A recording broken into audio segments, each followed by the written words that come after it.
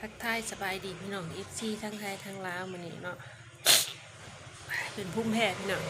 อากาศเปลี่ยนกับเป็นรถเป็นยังหายใจกับบ่ออกมื้อนี้แม่น้องพลอยก็มีเรื่องมาเว้าว่ามื้อนี้ตอนนี้อยู่อุบลเนาะพี่น้องเนาะอยู่ห้องหมู่มานอนนำหมู่มื้อวันที่12แม่น้องพลอยสิเดินทางไปศรีสะเกษเพราะว่าทางโรงพยาบาลอุบลเพิ่นส่งตัวแม่น้องพลอยไปโรงพยาบาลปิ่นอยู่ศรีสะเกษเพราะว่าโรงพยาบาลอุบลเพิ่นบอกว่าคิวสายแสงมันเต็มต้องให้แม่น้องพลอยไปสายแสงอยู่พุ่นก็สิมีรถรับส่งมาสิมีรถโรงพยาบาลมารับเอาพี่น้องเลยกลับไปตามมีตามเกิดนะพี่น้องเลยถามมาไกลบ่ก็เริ่มไกลออกไปเรื่อยๆแหละก็แม่น้องพลอยก็ถามมาคือบ่กลับลาวว่าอีกตั้งหลายอีก2-3 มื้อจึงสิได้ไปก็หลาย4 มื้อ5 มื้อบ่เลยเนาะบ่ได้กลับนี่ก็คือว่า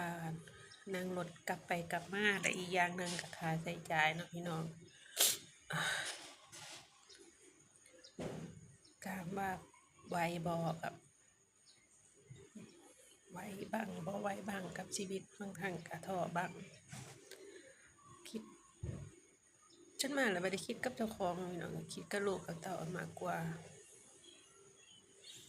เพราะว่าแม่น้องพลอยก็บ่เคยห่างน้องมุกกับตาฟุกออกมาเฮิงโดนปานนี้ก็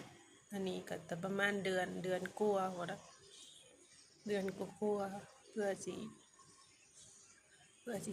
สายแสงเสร็จแล้วก็เพื่อสิทำคีโมบำบัดก็สิ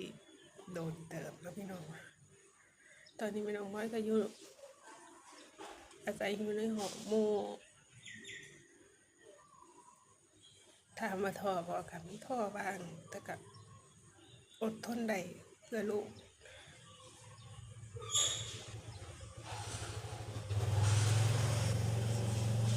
สายแสง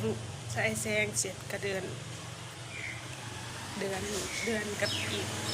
กับ5 มื้อเนาะพี่น้องแล้วก็ทำคีโม